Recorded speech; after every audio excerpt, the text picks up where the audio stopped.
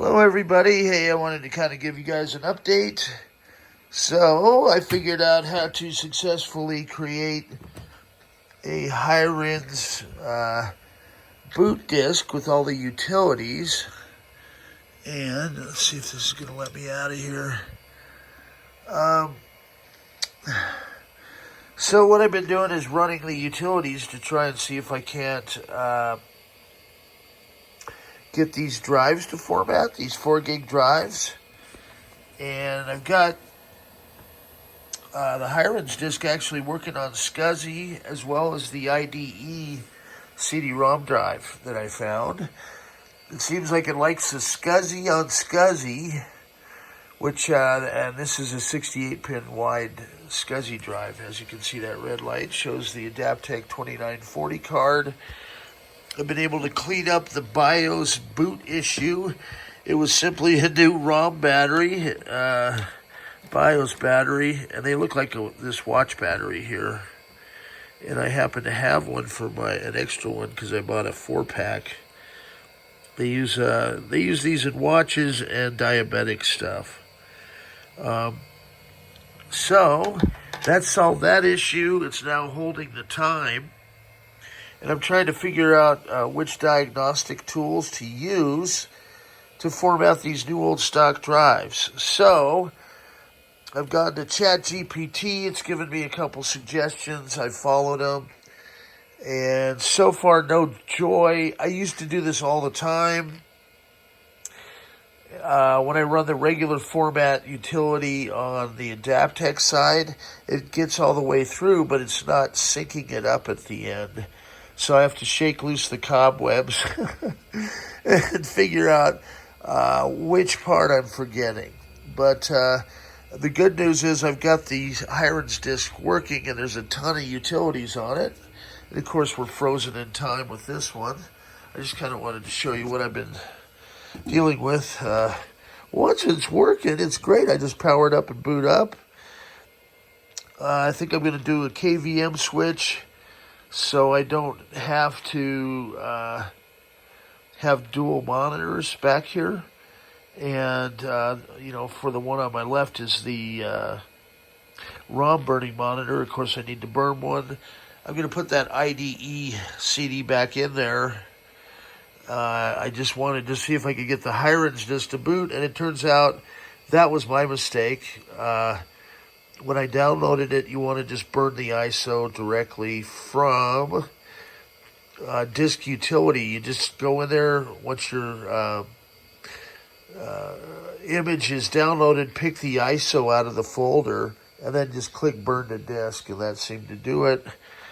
I'll just kind of walk through and show you guys what's going on here today. I got a bunch of these. Matt did a fantastic job. So these are all dual compatible now, and new caps on our sound boxes. So I'll have those for sale. These are original NeXT ones, really hard to come by. And I found some ADB dual and stock cards. So now they're as good as new. I've got the Quokka. These are the cases for them. And I've been selling those pretty good. And that's lets you use USB to NeXT. Here's a couple more of these. And I'm going to go back and show you Daniel's systems here. So I've got his mono turbo basically integrated. And this turbo color has been giving us grief, and it wouldn't get any video. So this is going to give me a good opportunity. I'm going to make a video, put this camera on a tripod, and show assembly of my digital microscope I've got. But at first perusal, and we've got brand new caps on here. So on this one,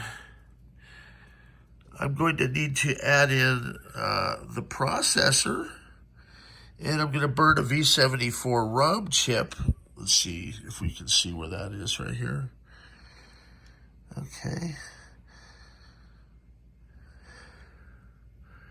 I'm just kind of going over the front of the motherboard. Of course, the lighting is going to be the worst possible here. Let me turn on my headlamp. That'll help. Hey. Okay, yeah, that's why I can't see it. So we need to put the ROM chip in here, right? And on this, there's a little notch for orientation. My eyesight is so bad right now. I believe it's going to be on this end, down here. So they have it notched so it aligns with the notch on the ROM chip. I've got my little ROM burner all set up back there. Then we do a 68040 33 megahertz chip in there, drop it in. I've got my dust blower, so I'm going to blow out all the dust bunnies. But in looking back here, that digital microscope is going to let me go over everything on this board. And where was it? I was looking at one of these. And when I get to amplify it 2,000 times, it's going to be interesting to look. Because I noticed this right there. Okay. What is that? Is that a little chip on there?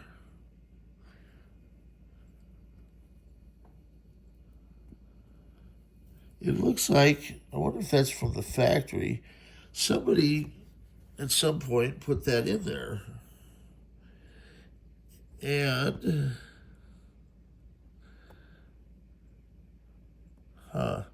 yeah, the digital microscope will give us a real good look at it. Then I'll have Brian help diagnose it. But that might be why this board's not working. If that was tied into the processor on the board there, that gives us a little bit more light if I can get this headlamp right on it. Sorry about the quality of my videos. I'm trying. Okay, yeah, see? That's something I don't think we've seen before. That actually looks like a little capacitor, maybe.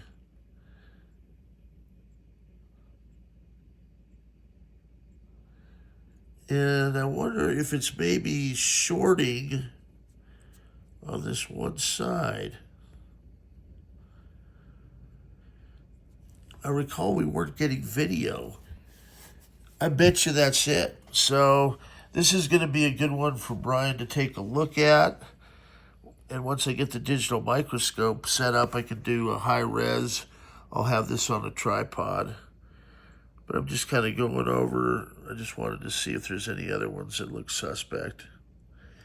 It might be just that, something as simple as that.